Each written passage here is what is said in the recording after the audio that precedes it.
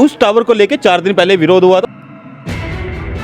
बैंकों में कर्जे पर है, बैंक डूबेंगे तो ज़मीनें जाएंगी, ज़मीनों का मालिक बैंक होगा, बैंक का मालिक अडानी होगा, अडानी का मालिक शेयर मार्केट का मालिक लंदन की वॉल स्ट्रीट। मतलब अंग्रेज़ बिना इस देश में आए देश को दोबारा काबू करने वाले हैं। उन गधों को समझाओ जो ये कहते थे क्या ये षड्यंत्र मोदी जी कर रहे हैं पूरी दुनिया में, फिर से दोबारा चले हैं वो हमारे ही देश के कुत्तों को कपट्टा पहना करके। इजराइल आ रहा है आपके गाँव में इंडो इजराइल प्रोजेक्ट के तहत, ये उसका खेल है। बच लो। वो कह रहे हैं कि जापान के अंदर 7G 8G 10G तक की बच्चों के हाथ में सरकार ने मोबाइल पकड़ा दिया, ऑनलाइन शिक्षा आ गई है। मैं अपने बच्चे को एक बात बोलता हूँ कि एक तरफ जहर की पुड़िया रखी हो और एक तरफ मोबाइल रखा हो, तो जहर की पुड़िया खा लेना, मोबाइल मत। रेजिडेंशियल एरिया के अंदर टावर नहीं होने चाहिए। अभी तो सरकार ने दूसरा दे दिया क्या? कि केवल मात्र 50 रुपये फीस देकर अपने घर पे टावर लगवा लो। मगर लोगों को इनकम का सोर्स तो बन रहा है, रोजगार तो दिया जा रहा है। आपको 5 लाख रुपए दूर आपके बच्चे को जहर दे दूं? नहीं। क्यों? सन 2021 की बात करें, देसी पत्रकार करमू जी ने एक पंचलाइन दी थी, नाम को नहीं बताऊं, गांव को नहीं बताऊं, जगह को नहीं बताऊं, क्योंकि मुद्दा होता है बंदे का नाम डॉट डॉट है। वही डॉट डॉट के नाम से फेमस हुए व्यक्ति डॉक्टर देवेंद्र बलारा जी हमारे साथ मौजूद हैं और आज 5G को लेकर कैथल के लोगों को अवेयर करने आए हैं। क्योंकि 2 दिन पहले हमने इसी कॉलोनी से, इसी जगह से एक वीडियो दिखाई थी, काफ़ी वायरल हुई। लोगों ने इस कॉलोनी में रहने वाले एक पर्सनल व्यक्ति के घर में टावर लगा था और उसका उसी के मोहल्ले वाले ने विरोध किया था। तो आज डॉक्टर देवेंद्र बलारा जी पहुंचे हैं। डॉक्टर साहब नमस्कार जी। जी नमस्कार राजू भाई। क्या मुद्दा रहा, क्यों आना पड़ा? आज यहाँ के जो स्थानीय निवासी थे उनसे बातचीत करने के लिए हम लोग आए थे जी, कि उन लोगों ने जो विरोध किया था और सरकार के लोगों को वापस यहाँ से बैरंग जाना पड़ा था। इतने पुलिस वाले भी थे और साथ में जियो कंपनी के मालिक, जियो कंपनी के कर्मचारी और बाकी के इलेक्ट्रिसिटी डिपार्टमेंट के लोग भी थे, एसडीओ तक थे।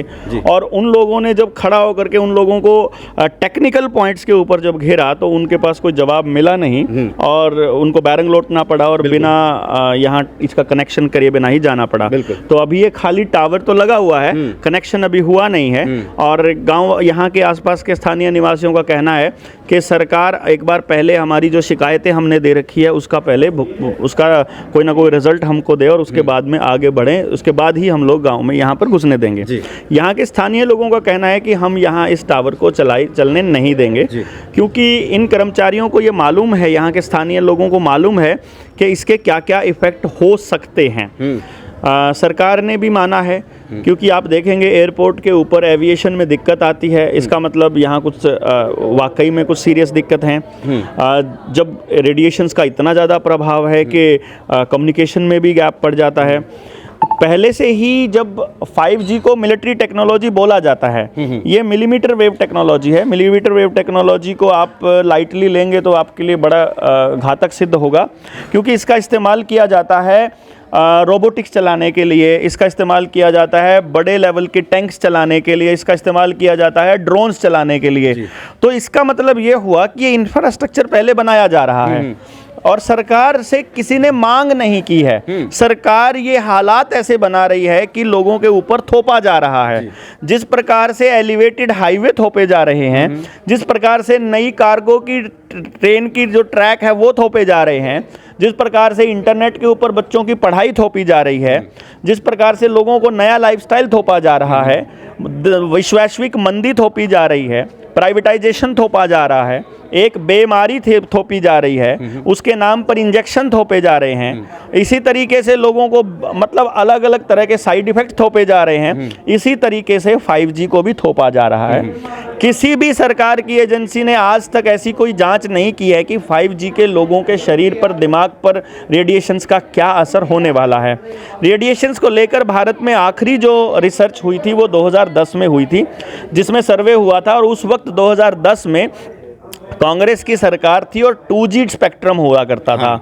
3G आया उसके बाद, उसकी कोई जांच नहीं हुई। 4G आया, उसकी कोई जांच नहीं हुई। और केवल उन्हीं का सहारा लेकर अभी 5G को जस्टिफाई करने वाले गधों को ये नहीं पता कि इसको जूस के जहाँ जहाँ इसका प्रकोप बढ़ा है 5G का, वहाँ वहाँ आसपास पक्षियों की संख्या भी कम हो गई। वहाँ के लोगों का बिहेवियर, सिर्फ लोगों का नहीं, वहाँ के पालतू पशुओं का बिहेवियर भी हिंसक हो गया। आपने देखा होगा पीछे कहीं सांड ने लोग मार दिए, कुत्तों ने बच्चों को नोच लिया, चिड़िया ने, चील ने मतलब जानवरों को ऐसे चोंच मार मार कर घायल कर दिया। इसी प्रकार से वही घातक परिणाम अगर यहाँ लोगों के अंदर, अच्छा सुसाइड एक बहुत बड़ा कारण है, डिप्रेशन एक बहुत बड़ा कारण है, लंग्स जो है वो खत्म हो रहे हैं लोगों के, लोगों में सांस की प्रॉब्लम आ रही है, दमे की प्रॉब्लम आ रही है। ऐसा करके अगर कुछ हो रहा है तो उसके कम से कम इसके साथ अगर कोई लिंक है तो कम से कम उसको चेक तो कर लिया जाए, उसके ऊपर रिसर्च कर ली जाए, उसकी जांच कर ली जाए। यदि वो मानव शरीर के लिए 100% सुरक्षित है केवल तब उसको अलाउ किया जाए। ये मांग यहाँ के लोगों ने की है और मैं समझता हूँ इससे खूबसूरत पहल नहीं हो सकती मानवता को बचाने के लिए और लोगों को अवेयर करने के लिए। तो यहाँ के स्थानीय निवासियों में मैं बहुत शुक्रगुजार हूँ कि उन्होंने ऐसी पहल की है और जनता सरकार मोर्चा इसमें पूरी तरह से उन लोगों के साथ है। और हमने 23 मार्च के कार्यक्रम को लेकर के यहाँ के लोगों को न्योता भी दिया। जी डॉक्टर साहब, हमने उस वीडियो के अंदर कमेंट देखे थे, चलते चलते बात करें तो उस वीडियो के हमने कमेंट देखे थे कि ताऊ जी को भी कुछ कह रहे थे लोग, कह रहे मोबाइल रखना छोड़ दीजिए। वो कह रहे हैं कि जापान के अंदर 7G 8G 10G तक की ये आ गई है। ये क्या है? जापान जब अगर इतना डेवलप कंट्री है, विकसित है इन टेक्नोलॉजी के मामले में, तो वो क्या है? जापान को अगर आप फॉलो करना चाहते हो तो फिर बैलेट पेपर से चुनाव करवाइए ना, फिर ईवीएम क्यों रखा हुआ है आप लोगों ने? बैलेट अगर उसी को मानना है तो जापान में तो काम का कल्चर है, यहाँ तो निकम्मेपन का कल्चर है। जापान के लोग तो किसी बाहर की चीज़ का उपयोग नहीं करते हैं, जापान से बाहर की। यहाँ के लोग क्यों कर रहे हैं? जापान के लोग तो देशभक्ति में पूरी दुनिया में सबसे पहले नंबर पर माने जाते हैं, तो उसका तो फॉलो नहीं करते हैं यहाँ के लोग। हाँ, सरकार के नुमाइंदे ज़रूर ये बात करते हैं, उनको बेचारों को कहाँ पता है कि बच्चे तो उनके भी बर्बाद होंगे ना। जब रेडिएशंस का असर होगा तो उनके बच्चों को भी तो असर होने वाला है, उनको भी तो नुकसान होगा। वो कोई जात देखकर, पार्टी देखकर, शरीर देखकर थोड़ी ना आएगा, तो सब पे होगा जिसका नुकसान होगा। उनको क्या दिक्कत है? जांच करने के बाद चलो कर दीजिए ना। अगर सच्ची में है, उन लोगों को, वो कहाँ, जापान थोड़ी गए हैं। जो जापान गए हैं उनको मालूम है, जापान जाने वाले लोगों को पता चले कि ये चीज़ों का इस्तेमाल बिल्कुल ऐसी जगह पे। अब आप देखिए, एक्सरे कितना खतरनाक है, सीटी स्कैन कितना खतरनाक है, कितने खतरनाक रेडिएशंस हैं, फिर भी लोग करवाने जाते हैं। उल्टे बीमारी लेकर के आते हैं और वो सोचते हैं कि वो चेक करवाने गए थे, उल्टा बीमार होकर गया। तो जो आदमी उस स्कैन में घुस गया एक बार, वो पक्का परमानेंट जिंदगी भर के लिए बीमार होएगा। इसी ट्रैप में भी जो फंस गया वो भी होगा। तो ये ऐसी जगह जहाँ भी इनको ड्रोन्स चलाने पड़ते हैं, जहाँ मतलब 5G के हाई रेजोल्यूशंस वाले कैमरे चलाने पड़ते हैं या आर्टिफिशियल इंटेलिजेंस या रोबोट्स चलाने पड़ते हैं, उस जगह के लिए स्पेशल अरेंजमेंट किया जाता है कि रेडिएशंस का असर लोगों के ऊपर ना हो। उनको ये नहीं पता है। वहां पर इंटरनेट के लिए 5G के ऊपर भरोसा नहीं है। 5G मिलिट्री टेक्नोलॉजी है, वहां पर 6G हो सकता है, 7G हो सकता है, मिलीमीटर वेव टेक्नोलॉजी नहीं है। वहां पर है तो आपका फाइबर ऑप्टिक्स है ना, आप इंटरनेट है ना, आप वाईफाई चलाइए। जिस आदमी ने वाईफाई का आविष्कार किया उसके घर में वाईफाई नहीं है यार, जिसके घर में मोबाइल नहीं है उसके घर में मोबाइल नहीं है। मोबाइल के भी बहुत खतरनाक साइड इफेक्ट्स हैं, इसको भी नहीं पढ़ते। तो हम लोगों को साइड इफेक्ट्स पढ़ने की, रिसर्च करने की आदत है नहीं है, तो ऐसे लोगों को तो क्या ही कहा जा सकता है। बच्चों के हाथ में सरकार ने मोबाइल पकड़ा दिया, ऑनलाइन शिक्षा आ गई है, तो उन बच्चों को कैसे अपने उनके बारे में पता लगा है कि हम मोबाइल हमारे लिए कितना खतरनाक है?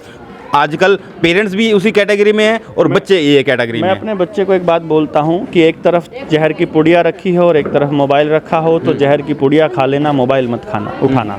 उसका कारण क्या है कि मोबाइल का इतना गलत इफेक्ट होना है कि इसके अंदर जो छुपे कलर्स हैं और इसके अंदर जो छुपा माइंड कंट्रोल जो प्रोग्राम है, वो आदमी के डोपामिन रिलीज को इस तरीके से मैनेज करता है कि उसको हर बार पहली बार से ज़्यादा समय के लिए मोबाइल चाहिए जी। तो अगली बार उतना ही डोपामिन ज़्यादा समय यूज़ करने से मिलेगा। इसका मतलब जैसे जैसे आप यूज़ करते जाएंगे आप इसके आदी होते चले जाएंगे और ये नशे की तरह काम करेगा। और एक वक्त ऐसा आएगा जब आपका बच्चा पूरा दिन मोबाइल पर लगा रहने के बाद भी हैप्पी फील नहीं करेगा, डोपामिन रिलीज नहीं करेगा, तो जब वो पूरा दिन सारे ओटीटी पे प्रोग्राम देखने के बाद, सारे गेम खेलने के बाद, सब कुछ करने के बाद भी अगर वो हैप्पी फील नहीं कर रहा है, तो उससे अगला स्टेप होगा उसका नशेड़ी बनने का।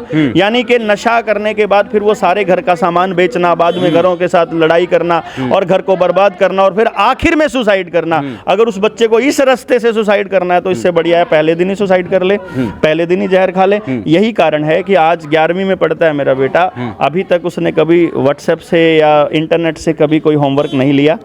उसको कभी, उसके पास अभी वो टच वाला फ़ोन है, दूसरा वाला कीपैड वाला फ़ोन है, कभी कभी वो भी जब ज़रूरत पड़े तब की बात है बाहर जाता है, अदरवाइज़ उसको वो फ़ोन यूज़ ही नहीं करता है और वो अपनी सारी पढ़ाई केवल किताबों से करता है।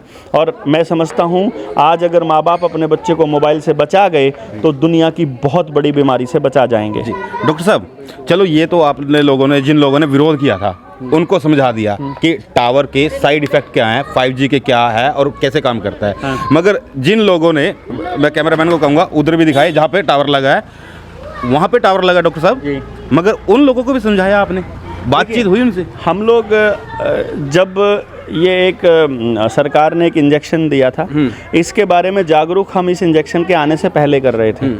लॉकडाउन लगेगा इसके बारे में जागरूक उससे पहले कर रहे थे। 5G के क्या असर होंगे इसके बारे में हम 5G आने से पहले से जागरूक कर रहे हैं। केवल यहाँ जागरूक नहीं कर रहे हैं। अगर हमारा मानसिकता वैसी नहीं होती, अगर हम इनको सपोर्ट नहीं करते तो चलकर यहाँ तक आते ही नहीं ना। इसका मतलब पहले से हमारे अंदर वो चीज़ें मौजूद हैं जहाँ हम इस पूरे के पूरे प्रोपेगेंडा का पर्दाफाश कर ही रहे हैं, पहले से ही सारे अंतर्राष्ट्रीय षड्यंत्र का बता रहे हैं। और आप ये समझिए कि हम बहुत पहले से बहुत लोगों को यानी कि आप एडवांस चले हुए हो? नहीं, हमारे लोग पीछे चले हुए हैं, मैं एडवांस नहीं चला हुआ। हम जनता सरकार मोर्चा के साथ ही पूरी रिसर्च करते हैं, वो देखते हैं हर चीज़ के ऊपर के इनके अभी सरकार क्या करने जा रही है। यानी कि ये जो पाइपलाइन बिछ रही है ना गैस की, ये आपके खाने को काबू करने के लिए है और आपको बंदी बनाने के लिए है। ये बात हम पहले से बता रहे हैं, अब लोगों को नहीं समझ में आए तो हम क्या करें। एक बात और आई थी कि पीछे सरकार ने एक फरमान जारी किया था कि रेजिडेंशियल एरिया के अंदर टावर नहीं होने चाहिए। अभी तो सरकार ने दूसरा दे दिया क्या? कि केवल मात्र 50 रुपये फीस देकर अपने घर पे टावर लगवा लो। मगर लोगों को इनकम का सोर्स तो बन रहा है, रोजगार तो दिया जा रहा है। आपको 5 लाख रुपए दूं और आपके बच्चे को जहर दे दूं? नहीं। क्यों? इनकम का सोर्स तो है। मेरी पर्सनल लाइफ है, मैं उसके साथ कैसे? ये किसकी पर्सनल लाइफ है? ये, मगर ये बात ये लोग नहीं समझ पा रहे। तो लोगों को यही तो समझाना है बस कि पैसे के लिए अपना शरीर सौंपना ये वैश्या का काम है। पूरे देश को वैश्या बना दिया इस सरकार ने, जब 2-2 ठोके धक्के से। भाई साहब, इसको समझो, नहीं समझोगे तो आपकी औलाद गुलाम होने जा रही है। आपकी ज़मीनें सारी की सारी बैंकों में कर्जे पर है, बैंकों में कर्जे पर है। बैंक डूबेंगे तो ज़मीनें जाएंगी, ज़मीनों का मालिक बैंक होगा, बैंक का मालिक अडानी होगा, अडानी का मालिक शेयर मार्केट, शेयर मार्केट का मालिक लंदन की वॉल स्ट्रीट। मतलब अंग्रेज बिना इस देश में आए देश को दोबारा काबू करने वाले हैं। उन गधों को समझाओ जो ये कहते थे क्या ये षड्यंत्र मोदी जी कर रहे हैं पूरी दुनिया में। अंग्रेज़ों का राज पहले भी इतना होता था कि दुनिया में उनका सूरज नहीं छिपता था, फिर से दोबारा चले हैं वो हमारे ही देश के कुत्तों को कपट्टा पहना करके, पॉलिटिकल पार्टियों के मालिकों को। क्योंकि इसमें कोई पॉलिटिकल पार्टी आपके साथ नहीं खड़ी है, सब उनके साथ खड़े हैं। अभी बिल गेट्स जिससे मिला है यहाँ आकर के, वो सब के सब उसके गुलाम हैं। बिल गेट्स नुमाइंदा है उन अंग्रेज़ों का, उन इजराइलियों का, जिनको इंडो इजराइल प्रोजेक्ट के तहत गाँव की ज़मीन देने के लिए ई टेंडरिंग प्रणाली चालू की गई है भाई साहब। इसलिए लोगों को समझना पड़ेगा कि सरकारी डिपार्टमेंट बिकने से बचाने होंगे, अपने गाँव की ज़मीन बचानी होगी, सरपंचों के भी साथ खड़ा होना होगा और बाकी लोगों के साथ और जनता सरकार मोर्चा के साथ भी खड़ा होना होगा, ताकि इस लड़ाई को आगे बड़ी लेवल पर लेकर के जाया जा सके। सरपंच तो कह रहे हैं 50 लाख कर दो, हम खुश हैं। सरपंचों को कहाँ पता है, उन्होंने कहाँ रिसर्च किया है, सरपंचों से बात लेकर आ रही है। सरपंचों से बात करने की कोशिश चल रही है कि उनकी कमेटी से बात कर ली जाए, ताकि उनको पूरी बात समझा दी जाए। और मैं गुजारिश करूंगा सरपंचों से, भाई एक बार पूरा षड्यंत्र समझ लो। आप लोगों को ये लगता हो कि आप लोगों को ये कोई टेंडरिंग की या रुपए की या ताकत का खेल है, नहीं, ये पूरे गांव के बिकने का खेल है। इजराइल आ रहा है आपके गांवों में इंडो इजराइल प्रोजेक्ट के तहत, ये उसका खेल है। बच लो बच लो बच लो। बहुत बहुत धन्यवाद डॉक्टर साहब आपसे बात करने के लिए। तो ये थे डॉक्टर ...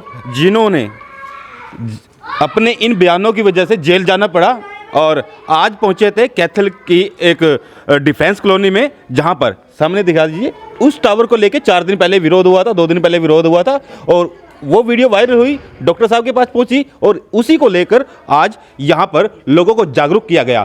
ये थी कैथल से ग्राउंड रिपोर्ट। मैं हूं राजीव बजरंगी, देखते रहे संसार क्रांति और इस वीडियो को ज़्यादा से ज़्यादा शेयर करें ताकि जिन लोगों के पिछली वीडियो के अंदर कमेंट आए थे उन बातों का जवाब उन्हें मिल जाए। और अगली आपकी क्या राय है अपने कमेंट बॉक्स में जरूर बताएं। नमस्कार।